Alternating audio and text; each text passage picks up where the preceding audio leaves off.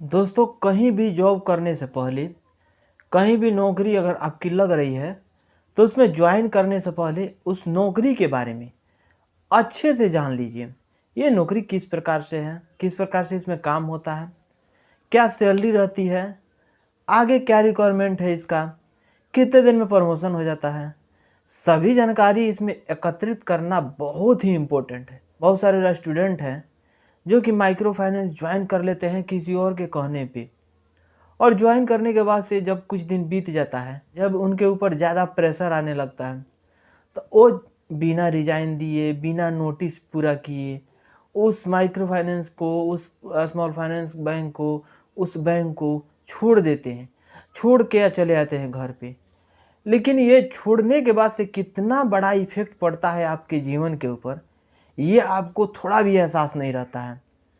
या अगर रिजाइन पूरा नहीं करते हैं तो आपके ऊपर कितना बड़ा इफ़ेक्ट पड़ता है।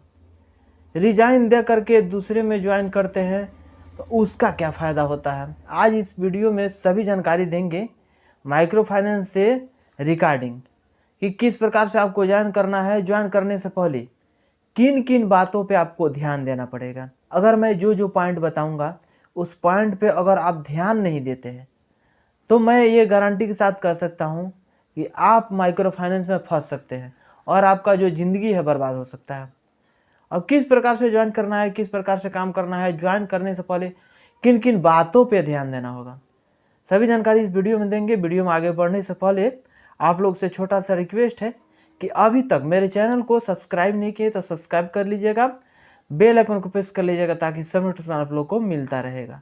इस वीडियो में सबसे पहले आप लोगों के एक कमेंट के बारे में जवाब दूंगा जो कि ये कॉमन है और हमेशा स्टूडेंट है, बहुत सारे लोग हैं जो मेरे पास कमेंट करते रहते हैं।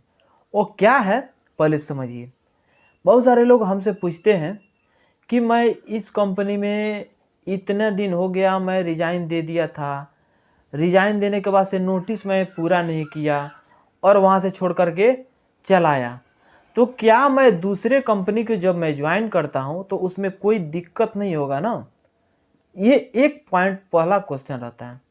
दूसरा, बहुत सारे लोग कहते हैं कि मैं इस कंपनी में रिजाइन नहीं दिया था, चला आया घर, या रिजाइन दे दिया था, चला आया घर, उस कंपनी में फिर से हम ज्वाइन कर सकते हैं कि नहीं।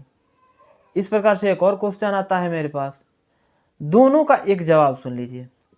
सबसे पहले जैसे कि मैं बताया हूँ कि किसी भी माइक्रो फाइनेंस के आप ज्वाइन कर रहे हैं, स्मॉल फाइनेंस बैंक को ज्वाइन कर रहे हैं, तो उसके बारे में, उसकी गहराई में जा कर के अच्छे से उसके बारे में जान लीजिए, या अपने दोस्तों से, आस पड़ोस से जो उसमें है, कुछ दिन से है, उससे बहुत ही अच्छे से उसके बारे में समझ लीजिए।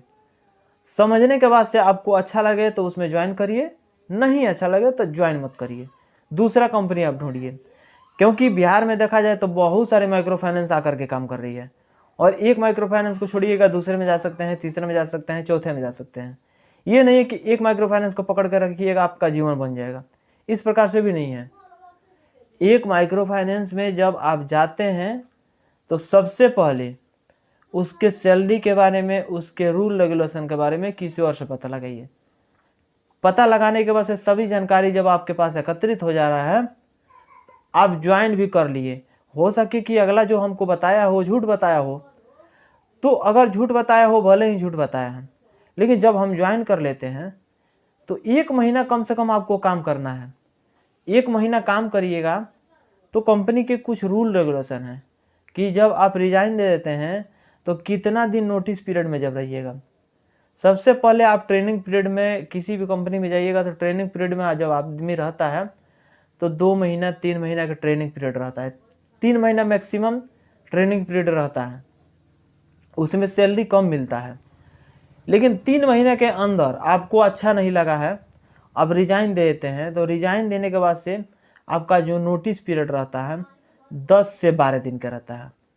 उस नोटिस पीरियड को 100% किसी भी हालत में आपको उस नोटिस पीरियड को पूरा करके तब जाना है। अगर उस 3 महीना को बिता लेते हैं तो आप ट्रेनिंग पीरियड से ख़त्म हो जाते हैं। जो ट्रेनिंग पीरियड से जब आप ख़त्म हो जाते हैं तो उसके बाद जो आपका पोजीशन होता है वो एक प्रॉपर फील्ड ऑफिसर के रूप में हो जाता है।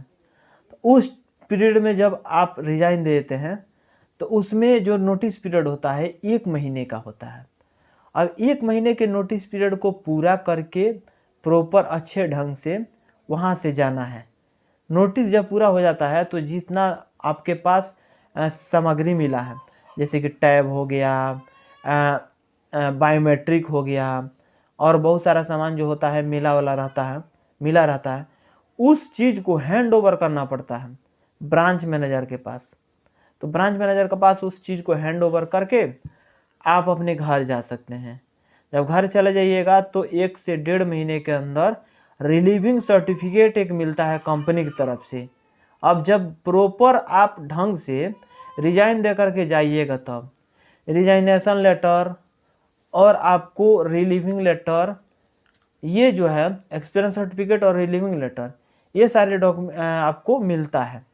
मिलने के बाद अगर किसी दूसरे माइक्रो फाइनेंस में जाते हैं तो हो सके कि उसमें अच्छा सा पोस्ट मिल जाए या अच्छा सैलरी मिल जाए।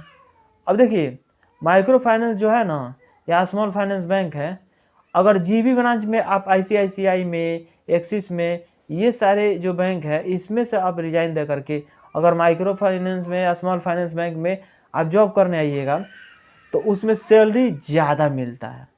बहुत सारे लोगों को दिमाग में ये सोच आता है कि जब हम किसी माइक्रो फाइनेंस के या स्मॉल फाइनेंस बैंक में छोड़ के चले आएँ, भाग करके चले आएँ, कुछ पैसा लेकर के चले आएँ। मान लीजिए बहुत सारे लोग हैं जो कि कलेक्शन करके अपने घर भाग गए, लेकिन अब दूसरे माइक्रो फाइनेंस में फिर ज्वाइन करने जाते हैं तो सोचते होंगे कि उसको तो पता नहीं होगा कि हम कहाँ से जॉब करके आ रहे हैं, क्या करके आ रहे हैं।